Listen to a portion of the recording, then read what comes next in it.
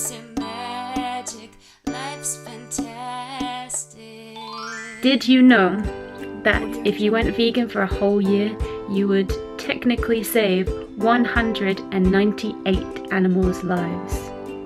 That is what you have in your power to do, and that's incredible. So the turkey for your Christmas dinner probably had a really horrific story. They grow up in very cramped conditions, they get pumped full of drugs so they grow as quickly as possible, and because they grow mutilated, sometimes their legs break beneath them. Then they get sent to the slaughterhouse. When they get to the slaughterhouse, they get hung up by their legs, where their legs break if they haven't already broken, and then they get dunked into an electrified water tank. After that, they are dunked in scalding hot water to defeather them. But the really tragic thing is some of them aren't stunned before they go into the tank at that point, so they just burn alive basically. That's just horrible. So even if you are a well-meaning vegetarian and you had a vegetarian option for Christmas, if it contained any kind of eggs, then you were still contributing to a really cruel industry, one in which baby male chicks are discarded by either throwing them into gas chambers or throwing them alive into electric minsters, and they are ground alive. Even if you buy free-range eggs, actually the free-range industry is becoming so industrialized now that many of their practices are really slipping and contributing to overcrowding.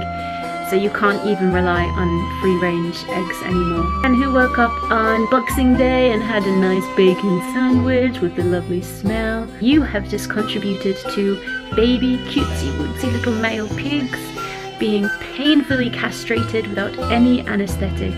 And I know, guys, you will feel that. And who hasn't been pigging out on chocolate this Christmas? Most of us have done.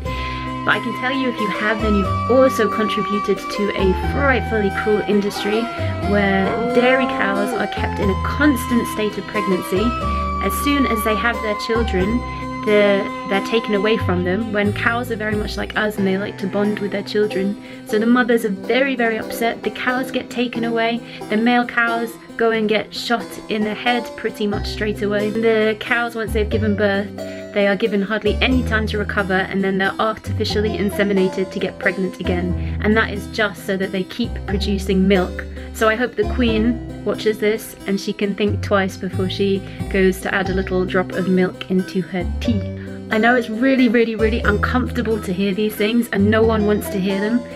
But these things are happening and it's disgusting, and we are unaware of it, and we need to become aware. I think there's a really good argument for veganism, which is, in the past, very early days, we started as fruit pickers. We know that because of our opposable thumbs, and our teeth are perfect for eating fruit, and it goes through our digestive system real quick. Fruit is perfect. Then we went out to different parts of the world and we needed to survive. So with time, we adjusted ourselves through the evolutionary process to be able to digest meat, and that enabled us to live in many different places where we couldn't get that abundance of fruit.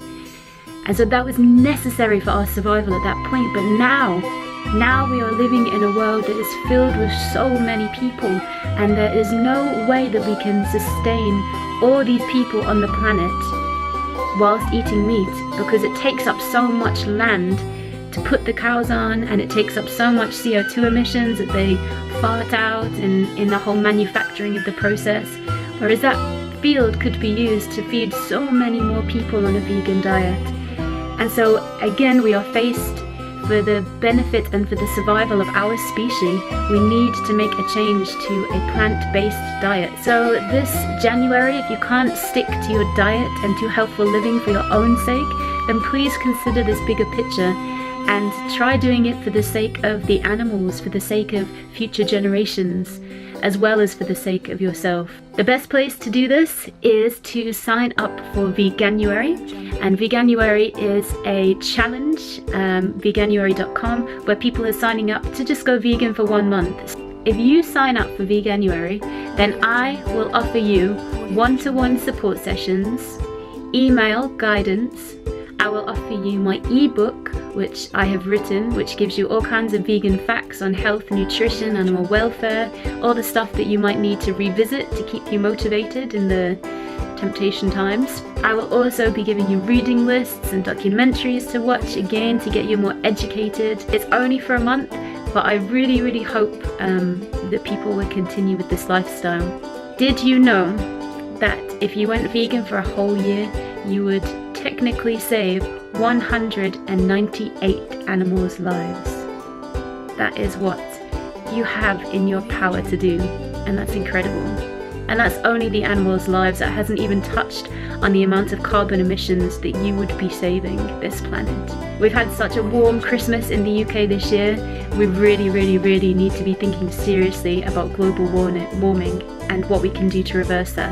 I feel so disenchanted with politics, but I know that being vegan is something that I can do for the planet, that I can stand up and I can be heard.